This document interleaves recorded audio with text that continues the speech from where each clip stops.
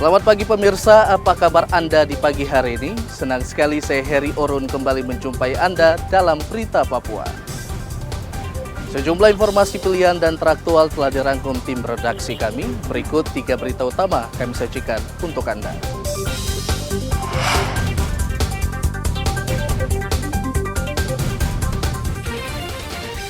Puluhan orang tak dikenal bakar kantor distrik dan aniaya kepala distrik hingga tewas di Fak-Fak, Papua Barat. Kelompok kriminal bersenjata kembali berulah, kali ini membakar menara Telkomsel di Kabupaten Puncak. Lantamal 10 Jayapura gelar upacara pengibaran merah putih di bawah laut.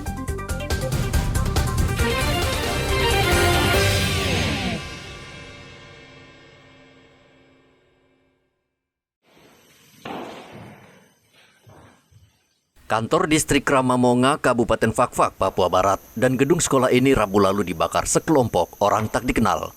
Seluruh bangunan luluh lantak, termasuk bangunan sekolah yang tidak mungkin lagi dipergunakan.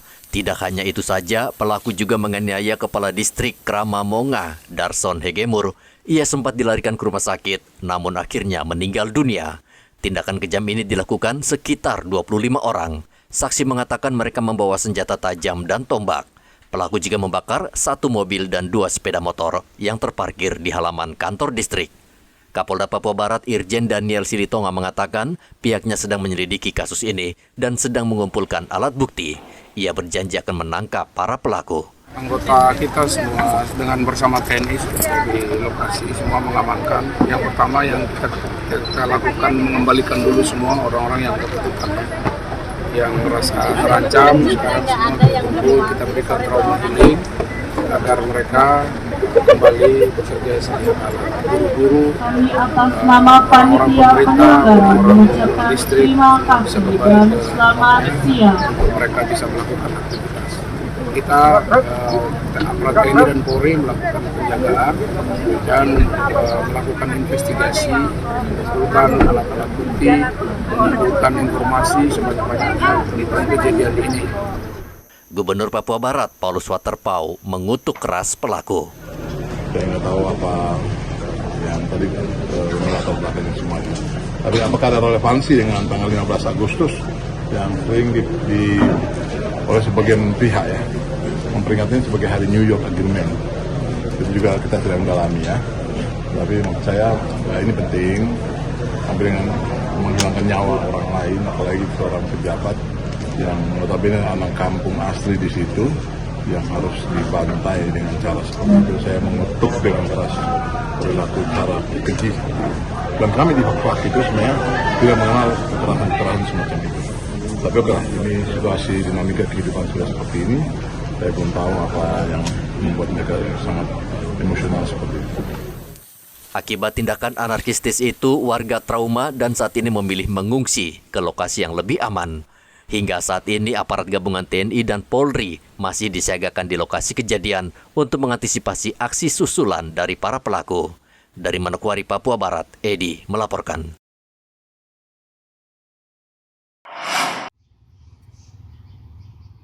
KKB kembali berbuat ulah. Kamis kemarin kelompok ini membakar menara telekomunikasi di Kabupaten Puncak, sehingga jaringan telekomunikasi dan internet terputus. Sebelum pembakaran, sempat terjadi kontak tembak antara aparat dan KKB yang berlangsung sejak pagi hingga sore hari di distrik Gome. Kontak tembak pecah saat KKB menyerang anggota Paskibra yang sedang mengibarkan bendera di lapangan Trikora, Kabupaten Puncak. Aparat langsung membalas dan memburu para pelaku. Dari ada kontak tembak karena dari aparat keamanan melaksanakan kegiatan pengamanan untuk gladi bersih, ternyata dari kelompok KKB melakukan penembakan. Mau tidak mau dari TNI Polri melakukan pembalasan terus sampai berapa jam gitu. Sambil itu juga kelompok KKB melakukan pembakaran di samping tower ada rumah, dan rumah tower dibakar oleh kelompok KKB. Itu kejadian kemarin. Sendiri ya masih aman terkendali. Kami dengan TNI Polri bersama-sama melaksanakan kegiatan patroli dan sweeping agar kota ini betul-betul kondusif. Maksimal mungkin kita menghindari kontak sebenarnya Cuman karena didahului kita tidak mungkin juga bertahan, maka kita melakukan penyisiran di gunung-gunung yang mana kita harapannya kegiatan yang akan kita laksanakan bisa berjalan dengan aman. Sejauh ini untuk kerusakan-kerusakan baik di masyarakat, fauna yang dibakar kita sangat menyesalkan sekali. Untuk itu ke depan TNI Polri selalu bersinergi untuk mengamankan atau mengawal kegiatan 17 Agustus bisa dilaksanakan sesuai dengan rencana. Tidak ada korban jiwa saat terjadi kontak tembak, namun KKB sempat membakar beberapa honai atau rumah adat. Saat ini situasi di Kabupaten Puncak sudah aman, namun aparat tetap siaga dan berpatroli. Dari Kabupaten Puncak, Igo Batmomolin melaporkan.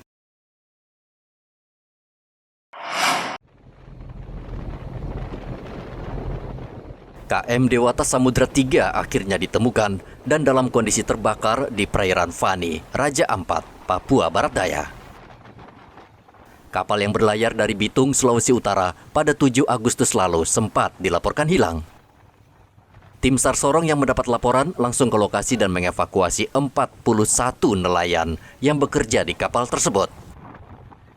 Sebagian badan kapal hangus terbakar. Tidak terbayang bila tim SAR terlambat datang, nyawa seluruh awak kapal akan terancam. Imam, salah satu awak buah kapal, menyatakan tidak mengetahui penyebab kebakaran. Ia hanya mendengar suara ledakan dari kamar mesin dan seluruh ABK panik langsung menceburkan diri ke laut untuk menyelamatkan diri. Kurang ngerti ya, soalnya pas waktu kejadian lagi gas jaga apa kan lagi jalan, jadi ada bunyi ledakan dari kamar mesin, untuk api langsung besar. Tim SAR harus menempuh cukup jauh untuk mencapai lokasi kejadian dengan kondisi cuaca yang ekstrim. Lambat ya, dikarenakan jarak antara pangkalan armada kami yang ada di Sorong dengan lokasi kejadiannya, di mana lokasi kejadian TKP-nya itu dari Sorong kurang lebih sekitar 172 nautical mile ya, dengan heading 15 derajat, sehingga agak lambat kami ke sana karena situasi kondisi cuaca di bulan-bulan Agustus di seluruh Indonesia, terutama di Timur ini memang cukup agak ekstrim. 30 ABK Dewata Samudra 3 langsung dievakuasi ke kota Sorong dan 11 ABK lainnya masih berada di kapal menunggu dievakuasi ke Bitung. KM Dewata Samudra 3 dilaporkan kehilangan kontak 12 Agustus lalu. Nelayan yang kebetulan melintas melihat kapal dalam keadaan terbakar dan tim SAR langsung mengirim anggota untuk menyelamatkan seluruh ABK. Topan melaporkan dari Sorong, Papua Barat Daya.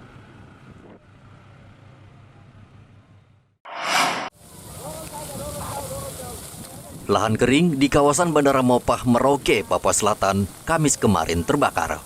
Tidak diketahui secara pasti penyebab kebakaran, namun api tiba-tiba membesar, lalu membakar lahan sehingga membuat pedagang di sepanjang pagar bandara panik karena api tidak jauh dari lapak mereka. Tidak hanya itu, asap tebal juga menyelimuti Jalan Ahmad Yani, sehingga menyulitkan pengendara melihat jalan. Kebakaran cukup lama dan api baru padam 4 jam kemudian setelah datang bantuan petugas pemadam kebakaran. Dari jam berapa tadi, Pak? Ya, setengah 4, sekitar setengah 4. Setengah 4 sampai sekarang ini sudah setengah 6, Pak ya? Ya. Itu dari apa, Pak? Tidak tahu, Pak. Tahu-tahu dari sana, Pak, Sudah besar ya? Dari sana dia di tengah sana. Tiba-tiba, dari jam berapa tadi? Jam 4? Ya, dari jam 4. Jam 4. Dari mana tadi asalnya itu, Pak? Tengah sana. Tidak tahu apa sebabnya, tidak ada? Tidak tahu. Saat musim kemarau, banyak lahan kering kerontang dan ini berpotensi menyebabkan kebakaran. Muhammad Ridwan melaporkan dari Merauke, Papua Selatan.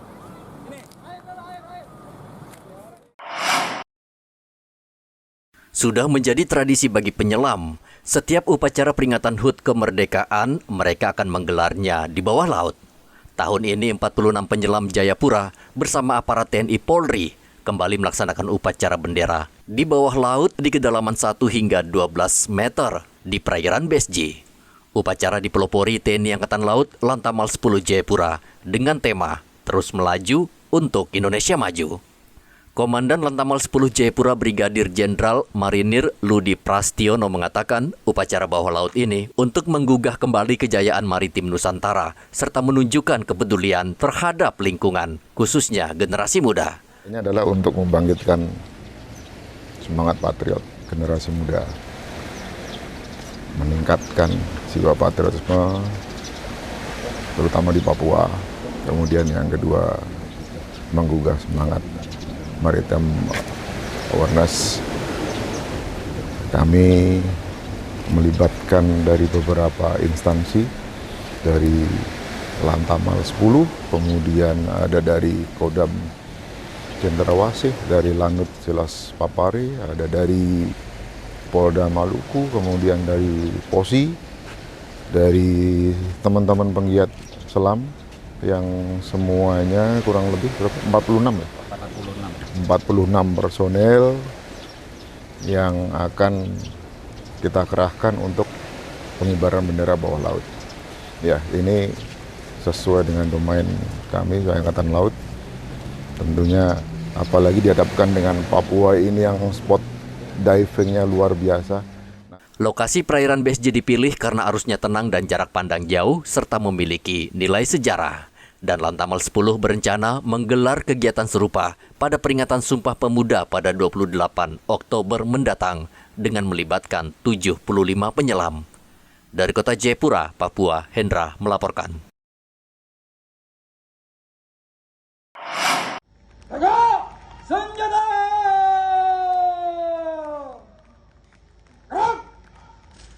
Meski diguyur hujan, upacara peringatan HUT kemerdekaan RI di Manokwari, Papua Barat berlangsung lancar. Gubernur Papua Barat menjadi inspektur upacara dan bertindak sebagai komandan upacara, Letkol Arianto Subuwea. Upacara diikuti ratusan peserta, diantaranya tentara, polisi, ASN, dan pelajar.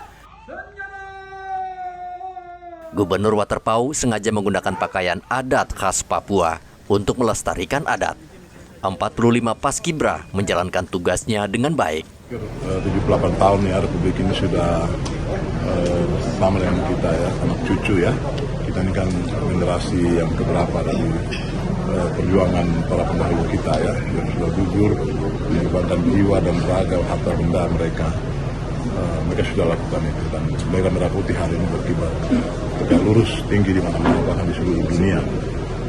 Kita syukuri itu dan kemudian kita isi kemerdekaan ini dengan baik.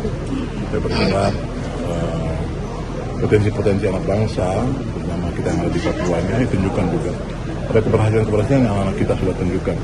Dan saya berharap itu menjadi pacuan atau trigger ya, pemicu untuk anak-anak nanti ke depan yang lain agar mereka juga bisa mengikuti teman-temannya, tapi juga mengikuti para pendahulu-pendahulunya, para guru-gurunya, para orang tua yang hebat, tapi juga mereka harus mampu juga menjadi seorang yang mandiri, yang punya kemampuan sendiri untuk mengisi kemerdekaan. Mereka punya potensi dan mereka punya ruang untuk itu. Sementara itu di Jayapura, upacara peringatan hari ulang tahun ke-78 Republik Indonesia dipusatkan di lapangan Mandala. Pelaksana harian Gubernur Papua, Muhammad Ridwan Rumasukun, bertindak selaku inspektur upacara. 33 anggota pasukan pengibar bendera pusaka Paskibraka dengan sigap membentuk formasi untuk mengibarkan bendera Sang Saka Merah Putih. Mereka merupakan perwakilan siswa sekolah menengah atas negeri di Papua. PLH Gubernur Papua berharap upacara peringatan tidak sekadar seremonial, tetapi kesempatan bagi warga untuk bekerja keras dan bangkit agar Papua lebih baik di masa akan datang. Setelah 2 tahun kita sepi karena COVID, tahun ini sangat meriah. Dan terima kasih untuk dukungan seluruh masyarakat Papua. Semoga ini menjadi momen untuk kita makin bangkit menuju Papua yang lebih baik ke depan. Pak, pesan Bapak kepada masyarakat tanah Papua Pak di usia 78 tahun kemerdekaan Indonesia. Terima kasih untuk seluruh masyarakat yang telah berpartisipasi mengisi kemerdekaan selama ini. Semoga apa yang kita cita-citakan bisa cepat tercapai. Tetap bersatu, kita membangun Papua bersama-sama. Terima kasih untuk seluruh masyarakat Papua. Ada pesan untuk anak muda bangsa, Pak? Anak muda adalah harapan bangsa. Mereka yang kelak akan menjadi pemimpin di negara kita. Oleh karena itu isilah dengan sesuatu yang baik, hal-hal yang baik sehingga ke depan bisa bermanfaat untuk kehidupan bangsa ke depan. Pak, hari ini banyak anak muda Papua tampil di Istana Negara, tanggapan luar biasa. Itu menunjukkan bahwa kita sudah bisa setara dengan teman-teman di seluruh Indonesia. Di Merauke, siswa dan siswi SD Yapis tidak mau ketinggalan menggelar upacara detik-detik kenaikan bendera. Sejak pagi, mereka bahkan begitu antusias ingin mengikuti upacara yang dipimpin Kepala SD Yapis. Guru mengawali upacara dengan menaikkan bendera merah putih. Kemudian dilanjutkan dengan pembacaan teks Pancasila dan pembukaan Undang-Undang Dasar 1945. Siswa di sekolah ini menyatakan bangga menjadi warga negara Indonesia dan menjadi bagian dari NKRI. Angga, tanggal berapa Indonesia merdeka?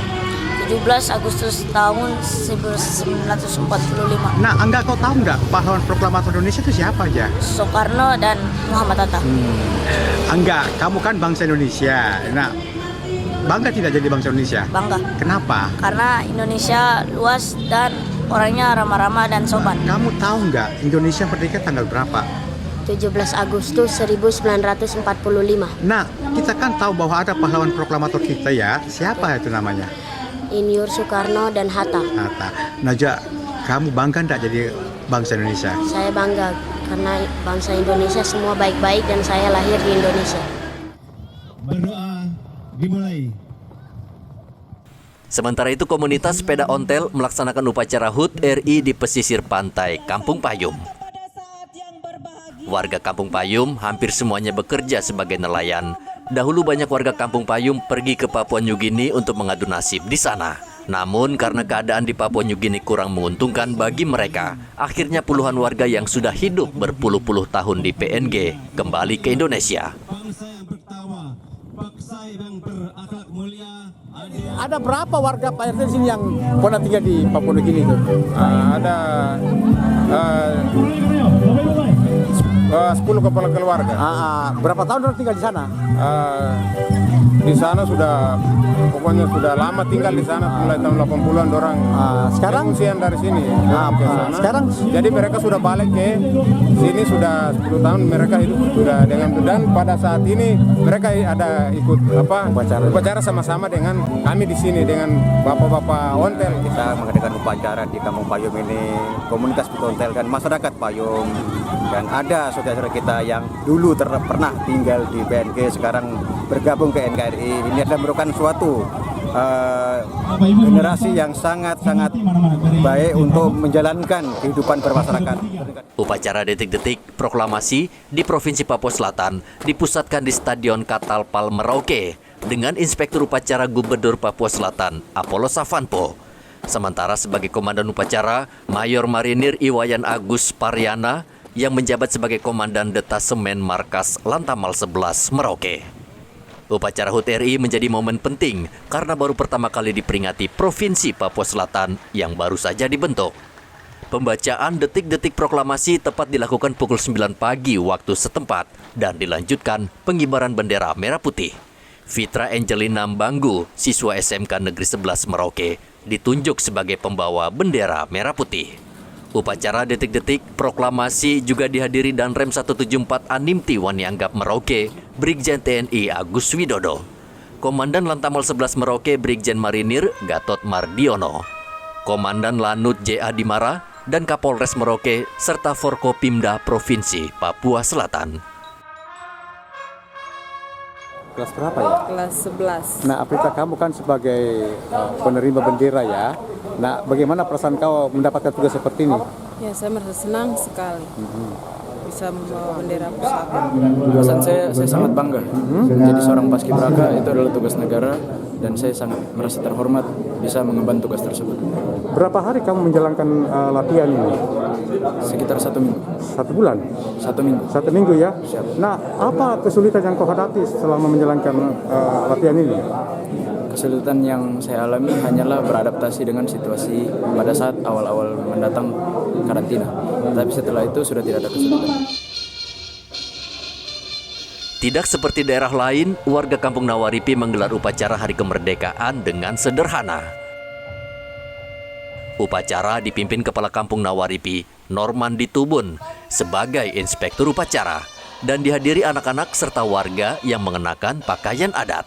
Kendati sederhana, upacara berlangsung khidmat.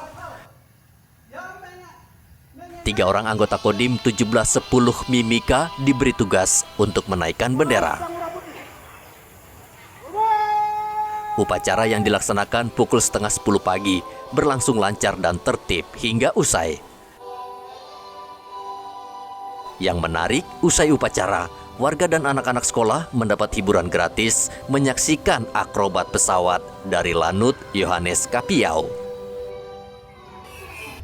Sebagian besar warga Kampung Nawaripi masih hidup dalam kemiskinan yang ekstrim, namun mereka tetap menunjukkan kecintaan terhadap Ibu Pertiwi. Sebuah sikap patriot yang patut ditiru. Tim Liputan melaporkan. Pemirsa, informasi tadi mengakhiri jumpa kita dalam Berita Papua hari ini. Saya Heri Orun, mewakili seluruh kerabat kerja yang bertugas, mengucapkan terima kasih untuk kebersamaan Anda. Selamat pagi, selamat beraktivitas, dan Wanyambe.